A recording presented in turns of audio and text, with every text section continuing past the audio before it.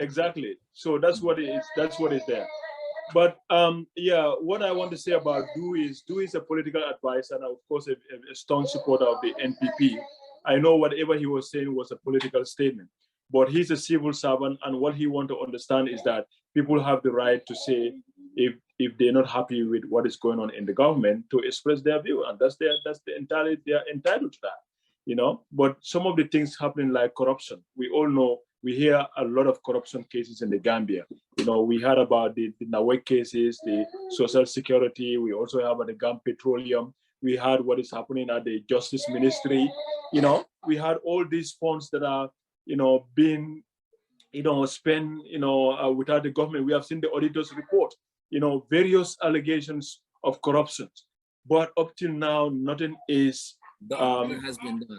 You know, it's been done, you know, obviously to let the people know what is going on. I don't think it should take this while, you know, for some of these allegations to, you know, be cleared out in the air so that citizens can have confidence and trust in the government. Because people are saying Barrow is quiet, Barrow is not fighting this, Barrow is not doing this, Barrow is not doing that, because they have seen a slow pace of these investigations. They're still not coming out. People don't know what is going on. And then once you allow those things to go under the carpet, those are some of the things that, you know, fade away people's trust, you know, in the system. You know, you look at the drug case, for example, you know, still now nobody knows who is Banta Keita, you know, and then his accomplices, who are they?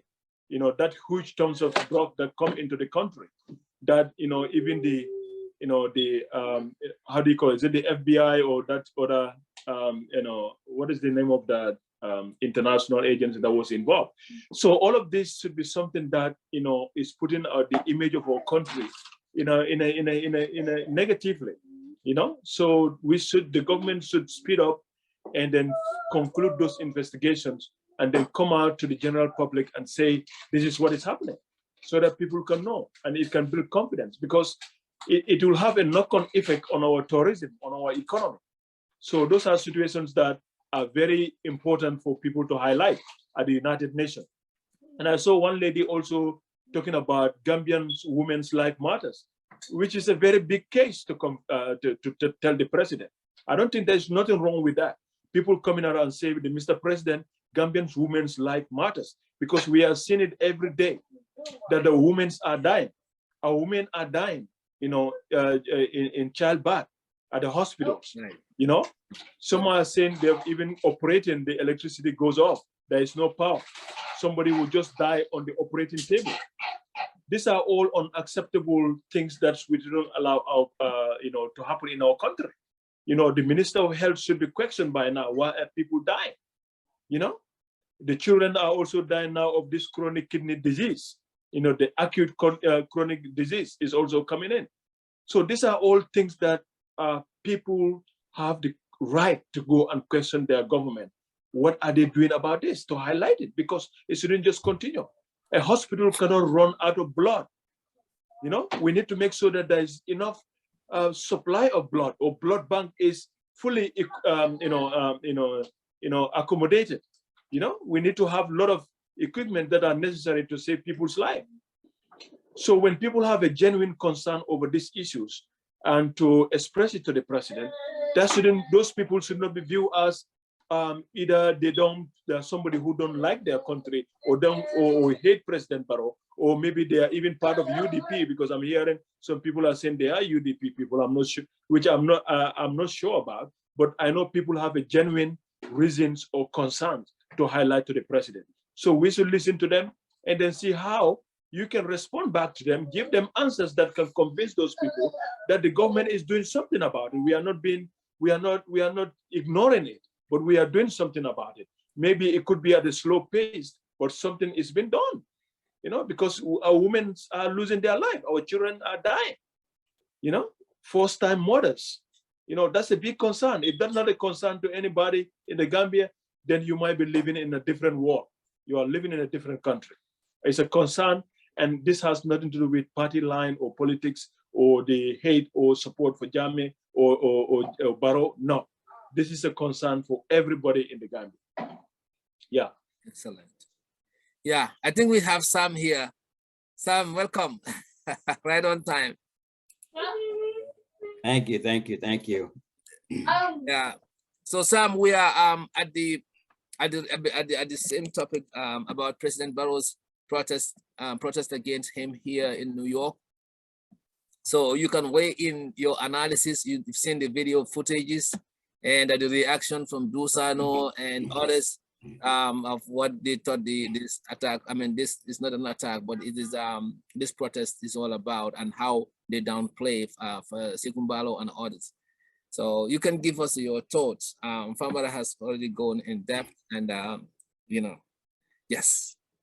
Yep. Thank you, and thank you, Famara. Thank you. I heard the last part that he was talking about, so and really makes sense a lot. So thank you for that, and thank you both. So, but anyway, so you know, my take on that is protests are normal. They are fundamental and democratic rights for people to protest against something, or or demonstrate against something if they have to. And it's normal everywhere in the world. But the key to it is really look at what people are saying. Is that true? Is that legitimate reason for them to protest and things like that? And if I look at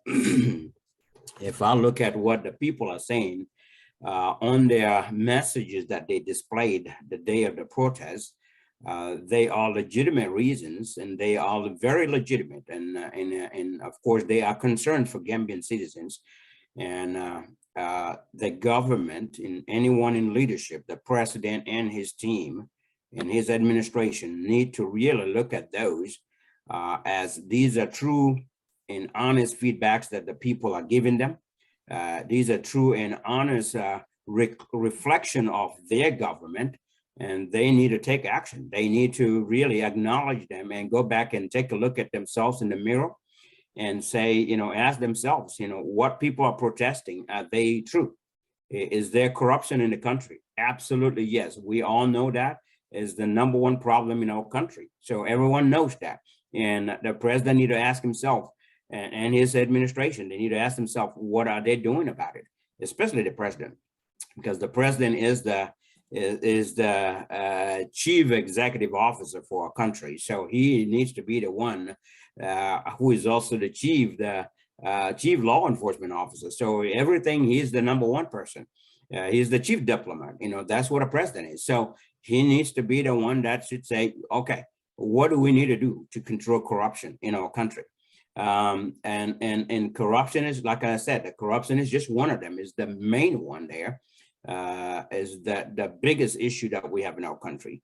If you look at the maternity rate, in our country, you look at all the issues that these people, I didn't read and look at every single flyer that they have, but the ones that I've seen are very legitimate. They are very legitimate. So if I were the president, I would say, okay, when I go back from here, it's a protest can be an embarrassment for a government.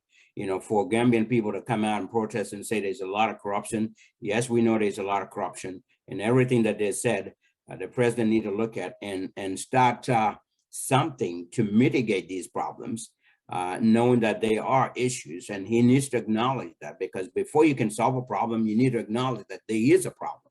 And there is a problem. All Gambians know that there is a problem. So he needs to come up with a solution. If he can't find a solution, seek help, find help. Go outside of the people that you have, because your advisors are not people that can advise you the reality. Go outside of your advisors and look for help and see, because the president may not know how to control this corruption. None of his advisors know how to control this corruption. Even if they do, they are not taking the right steps to do that, because they are part of the problem. If they are part of the problem, you cannot solve the problem. So you've got to be a solution to the problem, not part of the problem. So in that case, he needs to go outside and find advisors or people that can give him things that he can do to solve this problem. But corruption starts with the president. He's the only one that can stop it, because anybody else that comes in to try to stop it, that person will be looked at as an enemy. That person will be eliminated if they're in the government. That person will be looked at as, this is the person that don't want people to have money, don't want people to know.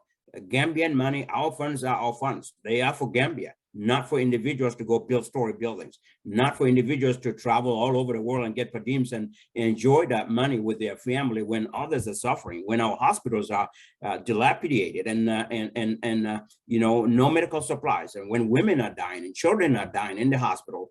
All of that money could be used to buy tools and technology and help the hospital do something to solve the problem. So these are legitimate reasons. I look at it as legitimate reasons. And the ones that are trying to downplay this, they are part of the problem. That's why they're part of the problem. That's why they're downplaying it.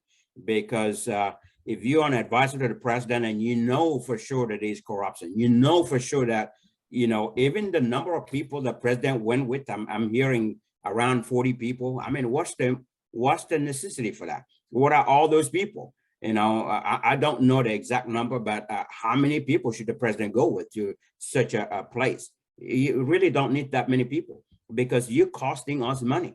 The president is costing us money. You know, what are the roles? What are the roles of those people even?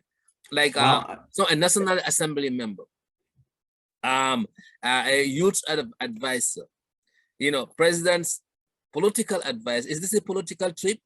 What are the use of all these numbers? And then we keep making the same, it's not a mistake, the same practice that Jammeh administration was making. Complained about this when Jammeh was on power.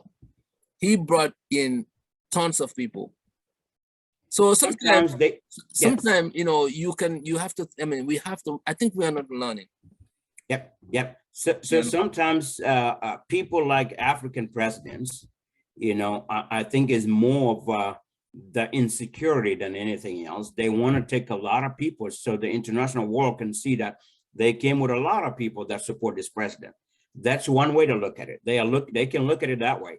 They came with a lot of people. So there's a lot of people behind this president, when in reality may not be the case.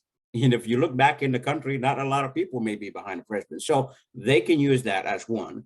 Another one is, you know, everyone wants to get their fair share in that government. People in the administration want to go. There are people that have never been to New York. You know, first time stepping foot in New York, they want to see America. Like, you know, they want to see America. They want to get every opportunity. Like Dusano is one of them. What's that? Like Dusano is one of them. Yeah, he's never been anywhere. I don't know. Really not in America. So that was his first time, and that's why he made those comments that that he made. Actually, he said that it's good that we fix our capital in New York. Every country New York is not the capital of America. He gave us a high grade by making us the capital and taking us away from Bamara. Yep. So I know. So people like that, they are going because of curiosity. They're really not going to help the president with anything.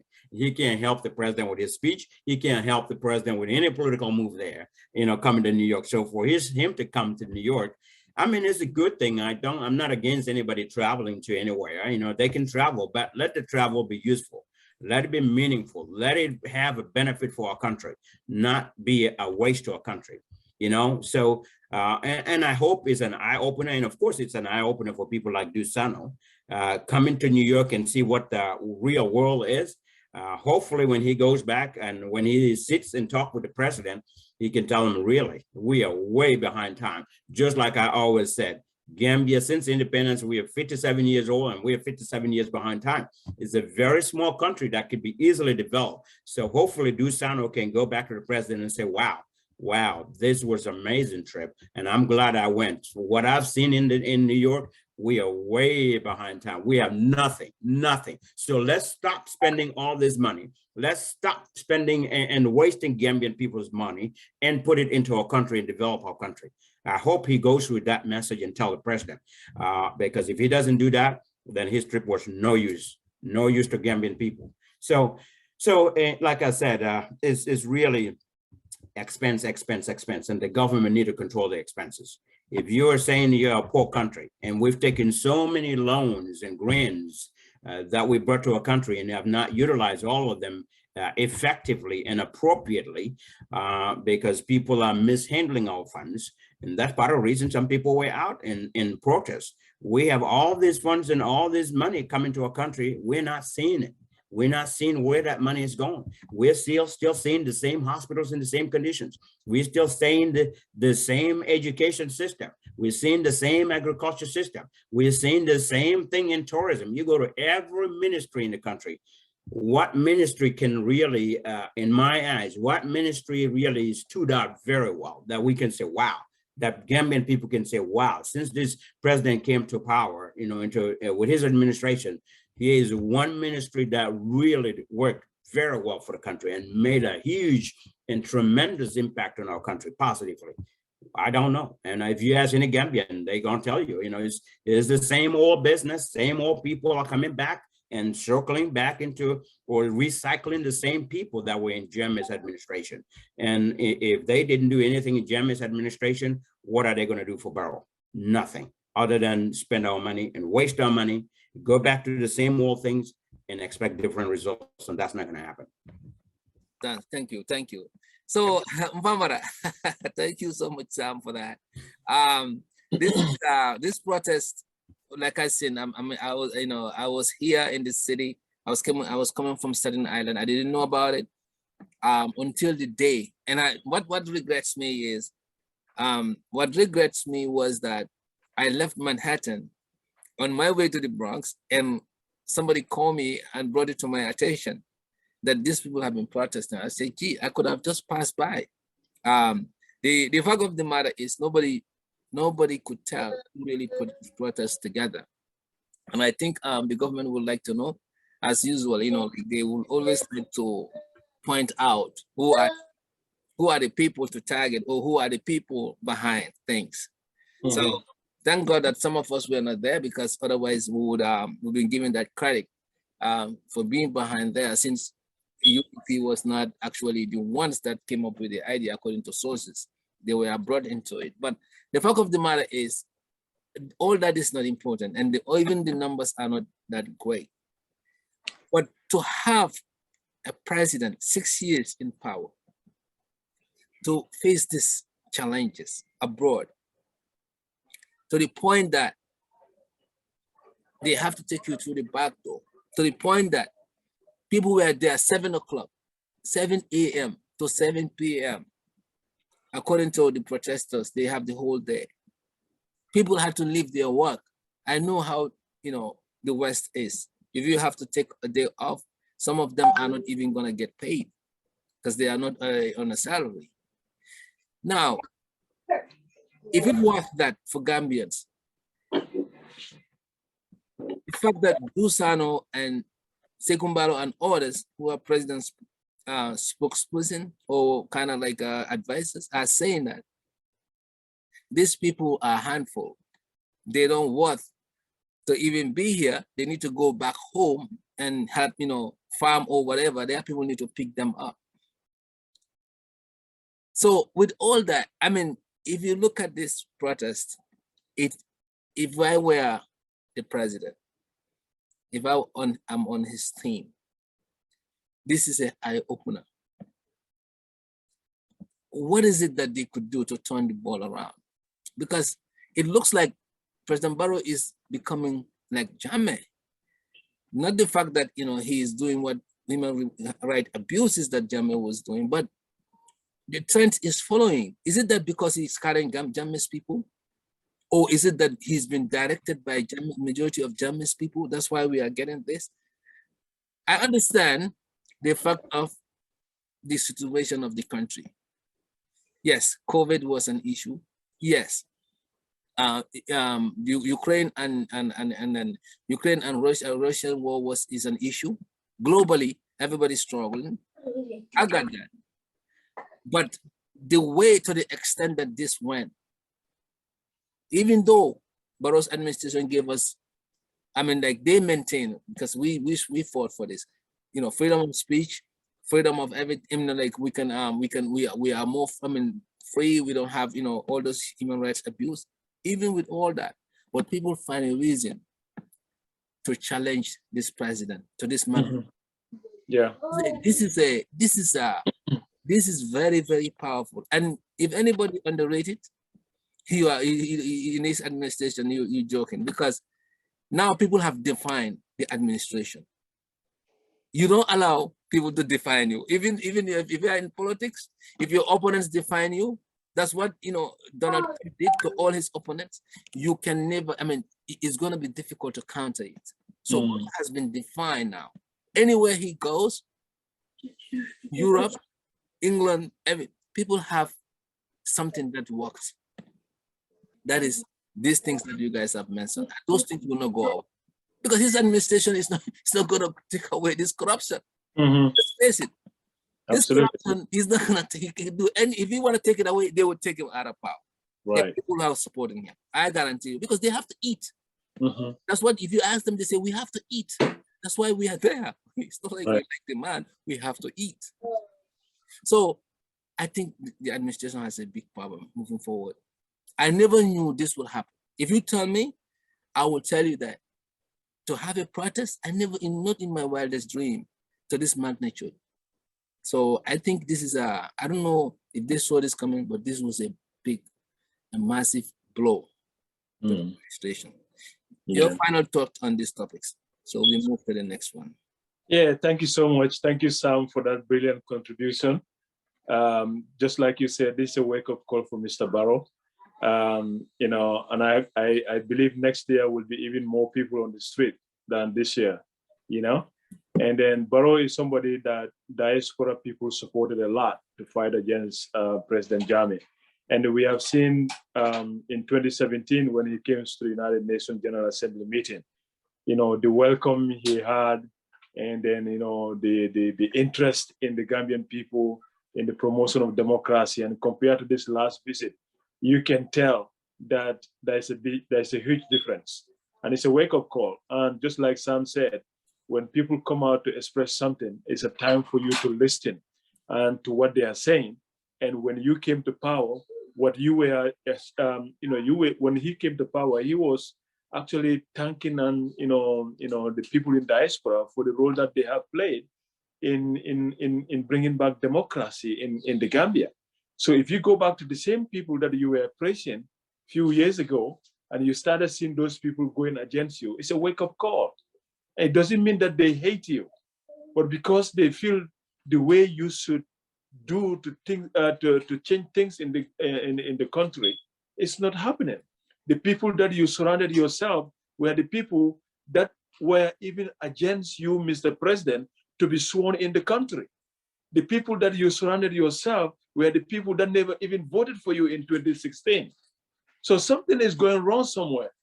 So the people standing against you or showing you what you need to do is the people who have supported you, who genuinely, campaigned for you, who genuinely put their resources to see you get elected. So those people on the street in New York, they don't hate Barrow. They just want to tell him to know this is what is happening in our country. And is everybody will agree, put politics aside, everybody will agree that there is corruption. Even if I was there, I would love to be there, but I didn't have the opportunity or I didn't have the time to be there. And I want to raise to President Barrow that, the community of, Combo are seriously being marginalized. I want to express that. I want to let the president know that land conflict in our country is becoming out of hand. I want to let the president know that our fisheries resources, because we have mineral resources according to the surveys they have, but we are yet to exploit those mineral resources yet, apart from the zircon and the silicon that we are mining right now. But our fisheries resources is being overexploited. If I was at the protest, I want to let the president know that we need to let the Chinese not control our ozone. We don't need to let the Senegalese coming in the fisheries agreement between Gambia and Senegal, because the greater part of the number of fish that the Senegalese are catching in our waters, they are being sold in Dakar, not in Gambia. Only a percentage of that fraction of their catches is been remaining in the Gambia. Most of them are all going to Senegal. I will tell the president that we need to review that fisheries agreement with Senegal. We need to make sure that the Chinese are not over exploiting, the fish that our poor people depend on, like bonga fish, the Moroccos and the Yai Boyos. which the Chinese are over exploiting to make a fish meal to feed pigs in China when our people are hungry. The fish is very expensive right now. With 3 pieces of bonga fish is $25, which used to be like $5. So if Mr. President is not aware of this because he has all free, everything is for free for him in State House, then we need to let him know that the common people are suffering. Fish is becoming expensive, not because we don't have fish in our water, but because the fish is being overexploited to feed pigs in China. The fish is being overexploited because majority is going to Senegal to be sold over there. So Gambians are actually, not getting the supply we need, even though we have the enough supply. So those are the things I want to tell the president. But doesn't mean that we hate the president, but we want to let the president know that our fisheries is one of our big source of income that can build our economy if we manage it sustainably. You understand? Without even relying on the donors. Our fisheries can bring a lot of money for our community in our country, that we can develop other sectors like health, so that our women should not be dying in a hospital bed. Those are things that we need to put ahead for the president. And if the president will be listening to the Gambians, those are the concerns that he should listen to, rather than people pressing him. We Barrow, we are here for you. Barrow 2026, Barrow 3032. Those are after their interests, because some of them come to the, those protests, they are only after their interest. Maybe, who knows whether they have been given, to come over there. Nobody knows. But the people, no matter how few they are, if they are raising concern that is happening in the country, I think you should listen to those people. So I think this is a wake-up call for Mr. Barrow. And just like Sam said, I hope when they go back, they will reflect on that, because it's not something that he expects. And then this is just the beginning of the first international protest against Barrow government after diaspora's huge support for Mr. President, in 2016. So, if he doesn't change, a lot of this will come out, because now Gambians are aware. Nobody's going to fool anybody. People are aware of their rights. And then if Mr. Barrow, what he preached in 2016 is what he really wants to do, and then he should start listening to what people are telling him, and then stop listening to people who are surrounding him based on their own interests or on their own political interests. In fact, are those people who never even voted for him. Those are the people who even stood out very clearly that the Mr. President is not going to be sworn in the Gambia. So if you have the same people surrounding Mr. Barrow today, those are people who are not going to tell him anything good about the people in diaspora or what they can do. Or people that, well, I'm glad that Dusan came to the United States and he have seen and he have learned, and he even said that we should all emulate United States, to build our capital city, So I hope he will tell that message when he go back, so that that when the diaspora people speak, they don't just speak because they hate the president or his politics. It's because what they are seeing in where they are is what they want their country to be. And that's what is not happening. And that's why diasporans are more vocal, because they know the situation. They know the potentials of Gambia. If we work together, if we support our government, if we have a good leadership, if we manage our money coming in, because it's a small country. During Barrow's time, a lot of aid and grants have entered in that country. If we manage them sustainably, we will not be crying about women dying every day on their beds. Farmers will not be complaining about lack of fertilizers or fertilizer being expensive. So these are the real facts, and we are not going to sugarcoat it. The president needs to listen to what the people's concerns are and see how best we can do it. And then, and then stop labeling people as people who don't like development or people who hate Gambia. No, we are past the stage now. We are past that stage now. We all love our country. This is why we are talking, Excellent. Thank you very much. Thank you.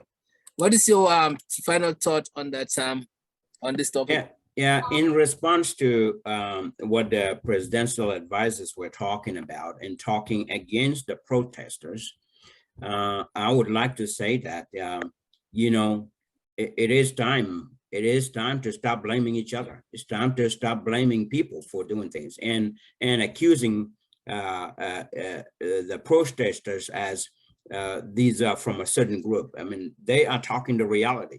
So, we need to face the reality. Everything they said is true in our country. everything the protesters are protesting against. It is true. So the president need to reflect that, acknowledge that there is a problem, and all of these are problems, and I think he knows that, and really turn the table and say to himself, I need to listen to these people and fix the problem. I need to do something about what they're protesting. And of course, the advisor is saying, these people, I think it was Dusano or somebody that says that they need to go and farm in Gambia. Well, before you tell people in America to go farm in Gambia, look at the Gambians that are already in Gambia that you as a government could not support to farm. So why would you expect people to leave their jobs and leave what they're doing here, supporting their families, to go and farm in Gambia when you're providing donkeys to people to farm with? I mean, donkeys, you know, the another century back that people use. Now the world is with technology now. You know, you look at what the farmers are using in America. If you provide that for people in Gambia, we should provide them for that first before you tell people in America to go farm in Gambia. When you can even provide a good medical supply for them, for the people in Gambia.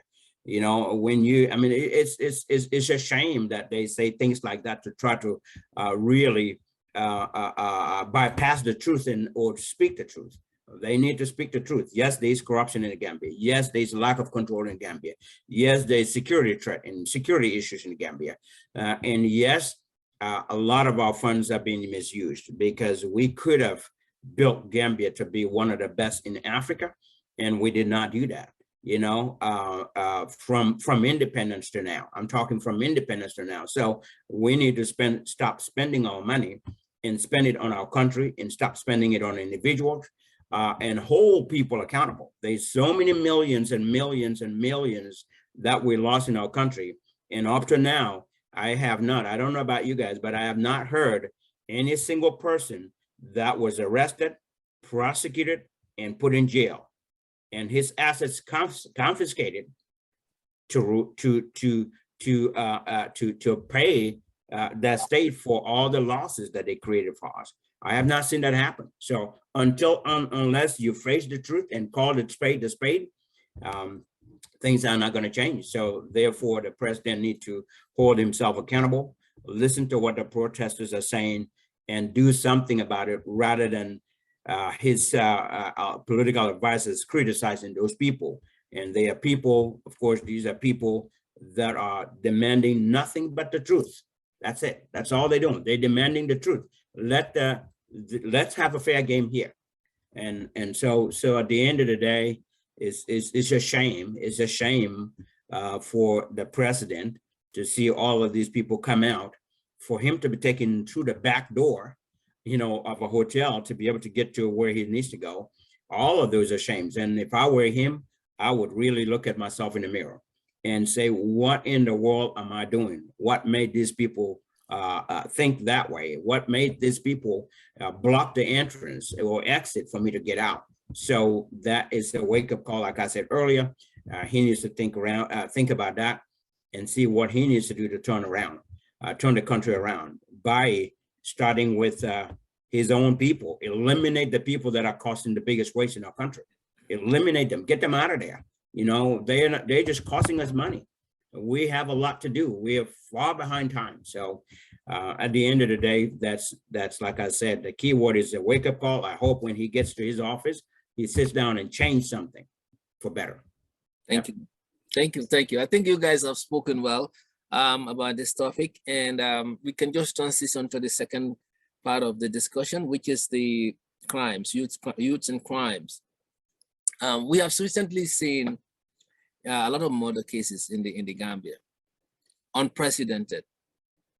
Again, in a time that is under this government's tenure.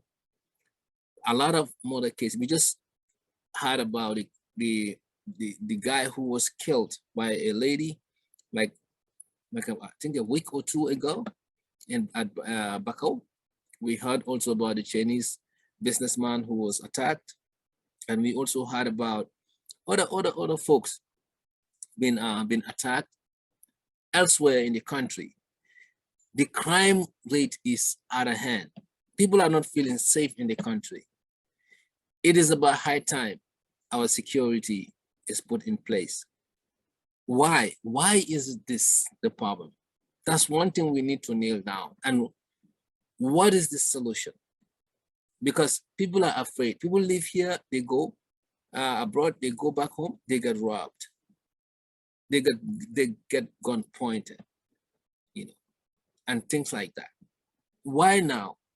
What is the issue? Some people are killing their own parents. I had someone who killed their parent, and after crying that she's mentally, I mean, what is going on? When we were growing up in the Gambia, we don't hear anybody has a mental problem and kill their parents or do something weird or hang themselves. They found a young girl. All this happened this year and prior years. What is the issue? What has changed? So let's look into that and then we can just explain that. Barbara. Thank you very much, Mr. Sawane. That's another hot topic.